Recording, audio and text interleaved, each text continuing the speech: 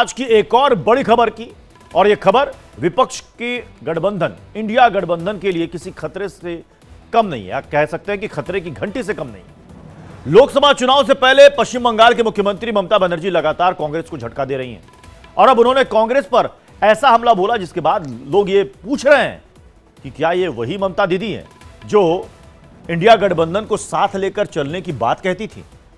अब जरा पहले आपको मैं ये बताता हूं कि ममता बनर्जी ने क्या कुछ कहा है। ममता बनर्जी ने कहा कि मुझे समझ नहीं आता कि कांग्रेस को इतना अहंकार किस बात का है।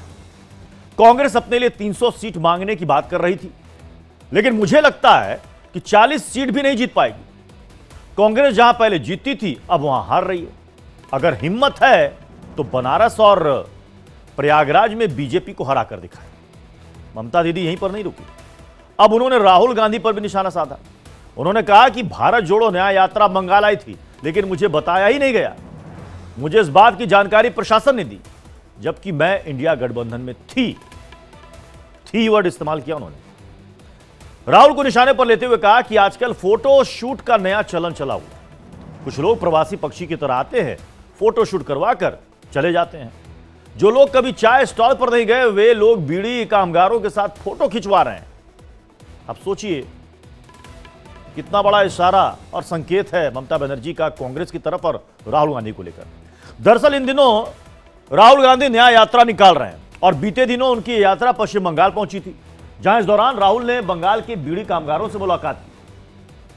कामगारों ने इस दौरान ममता सरकार पर आरोप लगाते हुए कहा कि उन्हें बंगाल सरकार की तरफ से कोई मदद नहीं मिल रही है, जिसके बाद ममता बनर्जी ने राहुल गांधी को खुलकर घेरा है। वही राहुल गांधी की न्याय यात्रा अब झारखंड पहुंच चुकी है।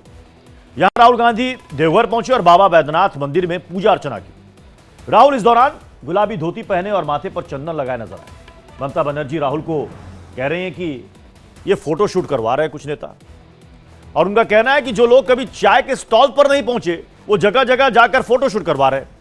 ममता बनर्जी का वो बयान भी सुनिए। এটা হতে পারে না।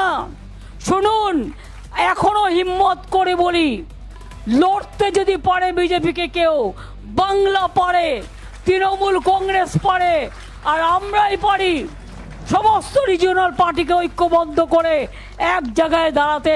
কংগ্রেস তুমি তো একা পারবে না, তুমি 40টা সিট পাবে কিনা আমরা জানি না।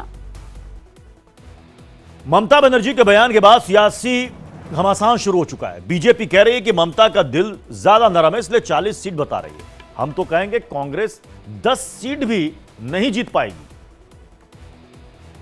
मोहब्बत की दुकान में नफरत का सामान बिक रहा है, तभी तो पहले नीतीश कुमार जी चले गए, अब ममता बनर्जी जी जाने का नाम ले रही हैं, और ये भी कह रही हैं कि कांग्रेस को 40 सीटें भी नहीं मिलेंगी, और बंगाल में तो कांग्रेस का खाता भी नहीं खुल पाएगा। कि मल्लिकार्जुन खड़गे जी, सोनिया गांधी जी और राहुल गांधी जी ने नफरत फैलाने की खुली छूट इंडी गठबंधन के नेताओं को और कांग्रेस के सांसदों को दे रखी है।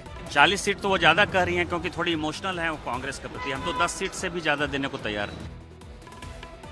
लेकिन एक बात तो सच है कि चुनाव से पहले इंडिया गठबंधन को तगड़ा झटका लगा है। हर राज्य में कोई ना कोई साथी बस्ता पैक कर गठबंधन को छोड़ रहा है।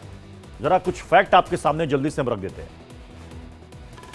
पहले कुछ इसी तरह इंडिया गठबंधन के नेता एक वैन में एक साथ नजर आ रहे थे, देखिए गौर से। लेकिन फिर एक एक करके सब इसी वैन से उतरते गए। अब आप देखिए, पंजाब में आम आदमी पार्टी ने साफ कह दिया कि वो अकेले चुनाव लड़ेगी। अब हरियाणा चले जाइए, हरियाणा में भी अकेले लड़ने का प्लान तैयार है, और खबर है कि एक दो और राज्यों में आम आदमी पार्टी अकेले ही चुनावी मैदान में उतरने वाली है।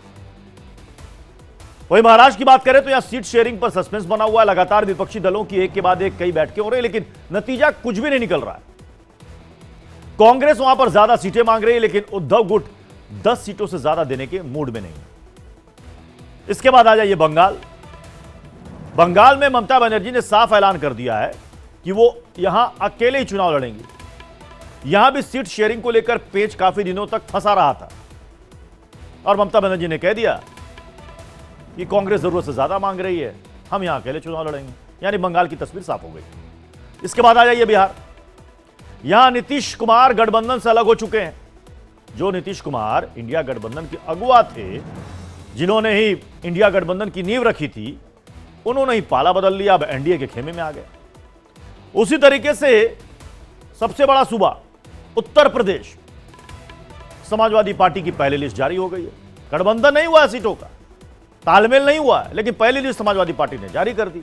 हालांकि यहां सीट शेयरिंग पर अभी फॉर्मूला बन ही रहा है, लेकिन बिना कांग्रेस की राय जाने अखिलेश ने आरएलडी के लिए सीटों का ऐलान कर दिया।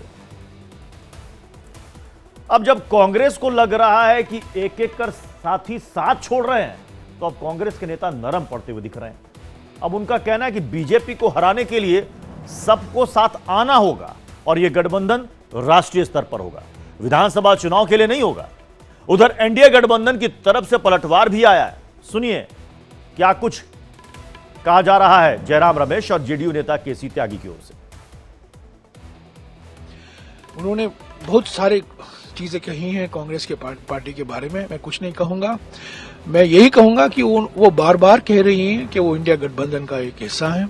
हम भी इंडिया गठबंधन में हैं। हमारा कर्तव्य बनता है, हमारा धर्म बनता है कि हम इंडिया गठबंधन को और मजबूत करें और एक ही निशाना होना चाहिए। हम लोग बीजेपी के खिलाफ लड़ाई लड़ रहे हैं। हमें राष्ट्रीय नजरिया लेना है क्योंकि इंडिया गठबंधन राष्ट्रीय स्तर के लिए है, लोकसभा चुनावों के लिए है।